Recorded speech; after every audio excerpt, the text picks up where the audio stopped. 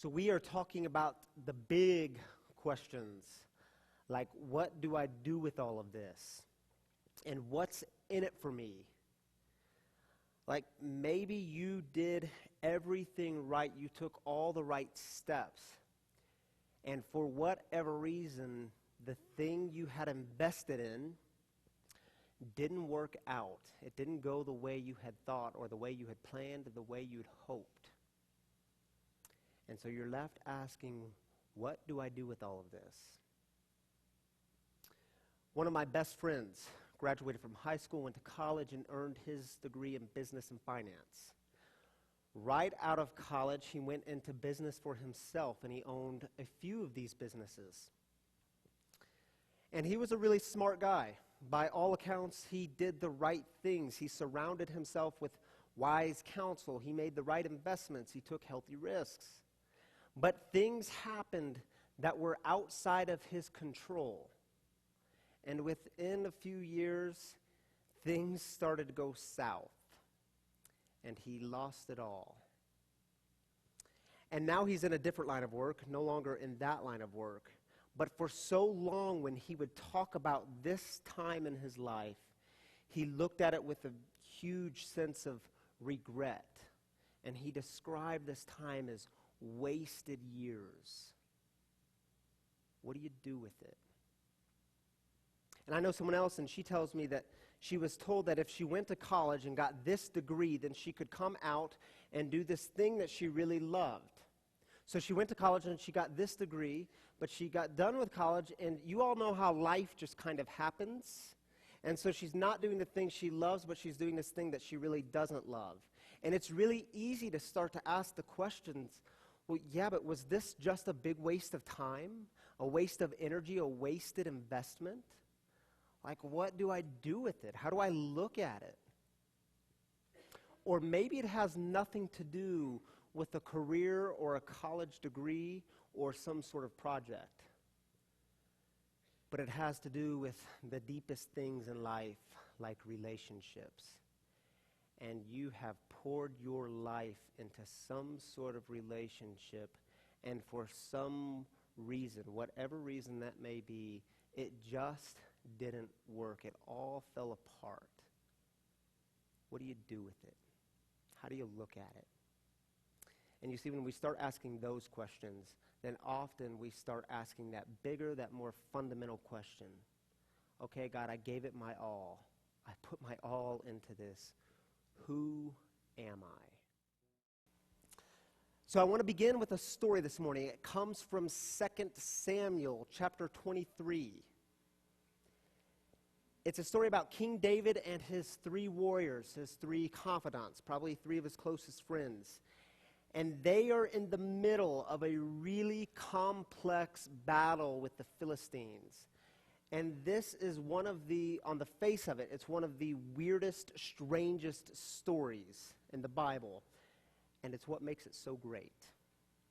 So let's make some sense of it. Here's how it goes. At harvest time, 3 of the 30 chiefs went down and joined David at the fortress of Adullam, while a force of Philistines were camped in the Rephaim valley. At that time, David was in the fortress, and a Philistine fort was in Bethlehem. David had a craving and said, "If only someone could give me a drink of water from the well by the gate in Bethlehem."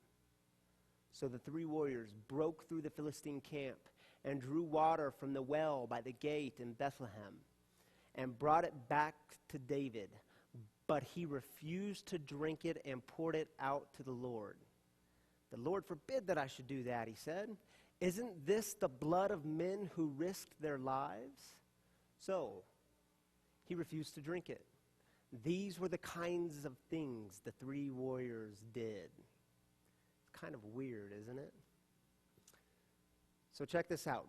David is from Bethlehem. It's where he grew up. It's his hometown, his stomping grounds. He's described as a shepherd boy from Bethlehem. David and these 3 men are in the middle of a complex battle, and they're holed up in this cave called Adullam, which is approximately 10 or so miles from Bethlehem. David's life has just gotten really complicated, and so he's longing for a time, the old days when things were simpler. Oh, what I would do for a drink of water from the well near the gate of Bethlehem. And don't you and I do the same thing when things get complicated in our lives? We long for a time when things were simpler. I can remember recently saying to my wife, Tammy, when things seemed complicated in our lives, and I said, Tam, do you remember like the days right out of college where we would go to Jose O'Shea's late night happy hour because for the purchase of one beverage, we got the free taco bar, and we felt like we were cheating life, like we were really winning? And now we have children and bills and a mortgage payment and real responsibilities. Oh, what we would do for a drink of water near the well, at the well near the gate of Bethlehem, right? Have you ever done this? So, David's men, his warriors, they take him seriously, and they risk their lives. They break through the Philistine camp. They make it all the way, the 10 plus miles, to the well near the gate of Bethlehem, and they draw some water. And they get back and they give it to David. And what does David do? Thanks, and pours it out. Can you imagine if you're one of the three? You have just risked your life to get this water for David because he's been whining, and you bring it back only to watch him pour it out.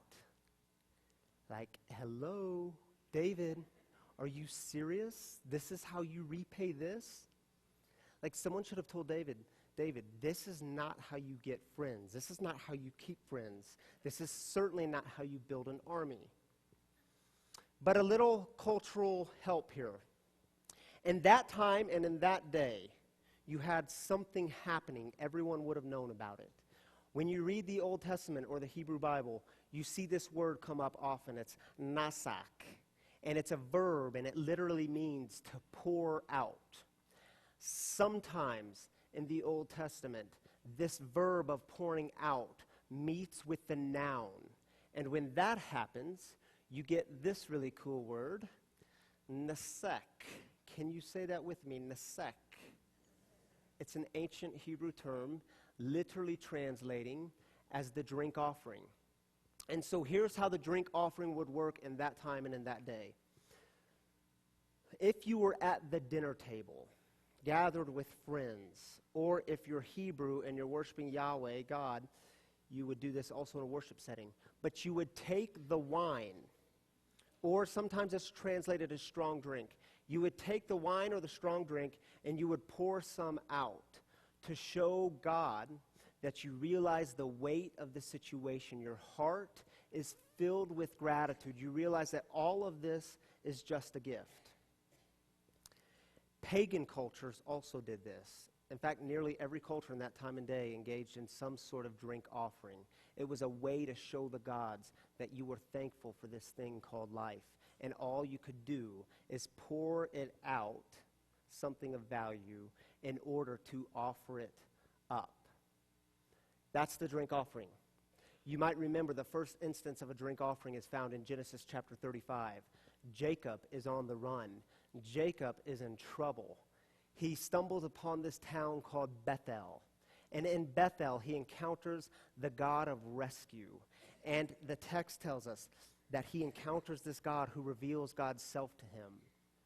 And Jacob is filled with gratitude. He realizes that life is just one big gift. So what does Jacob do? He neseks the heck out of it. He builds an altar in Bethel. He gets the wine, and he pours the wine all over the altar. Why? Because his heart is filled with thanks. Gratitude is good for the soul. Now, back to David. Essentially what David is saying when he pours the water out, he's saying to his men, look, what you all did here was really, really cool. You risked your life to get me this water. David sees their act differently. David sees their act with a different set of eyes. He sees their act as sacred and holy. Why? Because of the risk, because of the potential loss, because they put so much on the line. In a sense, he says, who would I be to do something so trivial as to drink it? All I can do is pour it out, to offer it up. And isn't this what the Christian faith is about? We're told sometimes that faith is about simple belief. Oh, just believe. But what if faith is actually about healing, to give us a new set of eyes, healing in ourselves and the people around us, so we can see the circumstances differently, so we can see what's been happening all along? And do you see this in Field of Dreams? Think back to the movie. Ray Kinsella has built the baseball diamond. It's there. The players are playing, but he and his family and the author Terrence McMahon are the only ones that can see what's happening on this field. And the brother-in-law, Mark in the story, who is Ray's brother-in-law, Ray's wife is, I'm blanking on her name. Annie, yes.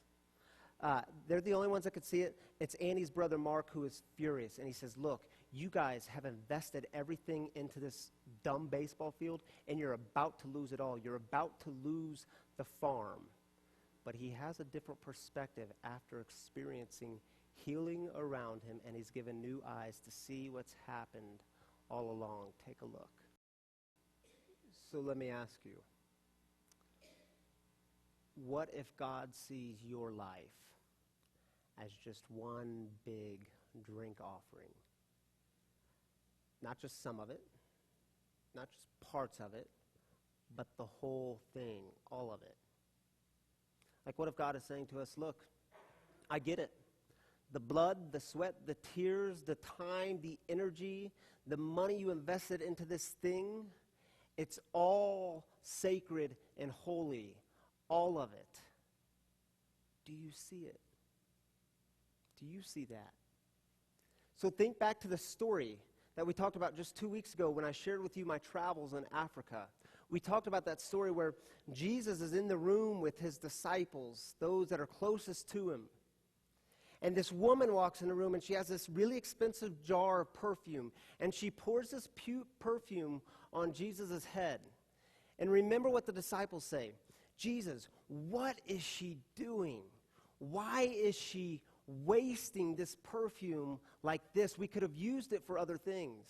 And Jesus says to them, like it's this moment of scolding, no, you guys don't get what's happening here. She is pouring her all of herself into this moment, and you all are missing it. In fact, what you consider waste, I consider beauty. Do you believe that God looks at your life as something beautiful? Not just parts of it. Like, not just the parts where you were seemingly successful, but all of it. The whole thing. Some of our questions, some of our longings are just too big. They're heavy, they're weighty, they're significant. So what do? We pour them out in order to offer them up. But let's be honest. There are some things in our lives that are really, really easy to offer up. Right? Like if you remember also back to a couple of weeks ago when I shared with you the gift of that wooden spoon that I received. It was just a wooden spoon, right? But it was way more than a wooden spoon because who gave it to me? It was this woman in Africa. Her home had just burned down. She had very little, but on my last day as I was leaving, she said, wait a minute, and reached in her bag and handed me this gift of a spoon. And it was like the situation mattered. It was weighty. My heart was filled with gratitude.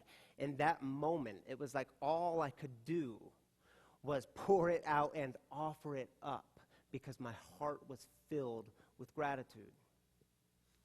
Think back, dads, I'll talk to you for just a second. Think back to the time when you were in the delivery room, if you were there, and you saw the birth of your children. Think to when you held them for the first time. Was it not a sacred, holy moment? Did you have words to put it in? Did you have categories to put this in? No, it was almost like all you could do in that moment is realize life is just one big gift, so you nusuk it. You pour it out in order to offer it up because you realize the gift and your heart is filled with gratitude. But if we're honest, there are other things in our lives that are just way, way harder to offer up. Like when I was on a plane recently, and I was talking to a woman, and she was telling me of her marriage that just ended after 20 plus years. And she described this relationship as she had poured her life into it. She had given her all, and she couldn't understand why this thing had fallen apart. And she was asking those really big, hard questions. Like, what do I do with those past 20 plus years? Was it all just a big waste? Was it a waste of time? Was it a waste of energy? Was it a waste of love? How do I look at these years? Or maybe it wasn't a marriage for you, but it's like this broken relationship with your son or daughter. And you know that from day one, you have poured your life into this other life that you love. And you know you have given your all. Maybe you weren't perfect, but you gave it your all. And you would give your life for that life. And for whatever reason, again, probably lots of really complex reasons, this son or daughter has gone on some other path, some other journey, and you can't figure out why they don't want a thriving relationship with you, why it's not working. And so you start asking those big, heavy, hard questions. Should I have done it differently? Could I have done more? Did I invest in the wrong things? And you know those questions don't really help, right? Because you know by this time it's just kind of water under the bridge. I watched my mom ask these questions for years after the death of my brother. Could we have done more? Should we have done it differently? We put him in rehab. We even tried Christian rehab. It didn't work. But I can also tell you very poignant moments where I've watched her pour it out and offer it up. One of those moments was just a few weeks ago when we were in Africa together. And on our first day there, we were led up this mountain overlooking Rusinga Island. And she gave this little devotion about what it's been like for her to find God in the midst of pain and tragedy and death. And in a very real sense, it was like watching her pour it out in order to offer it up. But you see, there are things in this life that will keep us from offering it up. One of those things that I have observed is this lie that is so easy to buy into, that if we begin letting go of the things that we want to hold on to, and if we begin offering them up, then will we in somehow, some way become a burden to God? Like God will think we're weak. And can I just say to you in this moment, you are never, ever, ever a burden to God. Tammy and me and our little girls, we like to go hiking in the summer. Sometimes we do long hikes, sometimes it's shorter hikes, sometimes the hikes are just out our back door. And for the past year, so last summer, and the theme, the pattern is continuing this summer, there has been this thing, and it happens on every single hike with our little 2.5-year-old daughter, Shiloh. About 3/4 of the way through, she will come up to me, and she extends her arms, palms up, and she says these two really simple words, "Here, Poppy. Here, Poppy." And when she says those words, I know exactly what she's saying. She's saying, "Poppy, my little legs are tired. I'm worn out, and I need you to carry me the rest of the way home. And did you know, never once, when Shiloh has her arms extended to me, never once have I considered that to be a burden. In fact, it's the exact opposite. I pick her up in that moment with great joy and great delight because she's my daughter. And did you know that as sons and daughters of God, God carries you with great joy and great delight every single time? We are not burdens to God. What would it look like for us to see things differently, to pour them out and offer them up? It's what I love about the 12 steps. It's what I love about the recovery movement. Because the first step is you realize that your way of doing it on your own hasn't exactly worked, has it? And so what do? You pour it out and you offer it up. You surrender yourself to a higher power, to the God of your own understanding. Why? Because this is what you do to start a new journey. And maybe there's some of you here today that in some simple way you need to start a new journey of seeing things, the circumstances in your life, the things that have happened along the way, to see them differently and to let go of them and offer them up. Whether that's a relationship, the wasted years or the wasted months or the wasted decades, the time, the energy, the investment, what would it look like to offer that up? So as Jim and Elizabeth and Gretchen come and sing a song, a beautiful song called Your Hands, you notice we have a few different stations set out. And I invite you during the song, if you would like, of course, anytime we do stations, you are more than welcome to stay seated and listen to this song and reflect. But if you would like to move, if you have something in your life that you would like to offer up, I invite you to come to one of the stations. I will be in this station. Ryan Leahy will be on this far station, and Reverend Sally will be at this station, and Brother Paul Kirk all the way in the back. You can choose whatever station you'd like. Come up, extend your arms, palms up, and we will pour just a little bit of water on your hands into the bowl.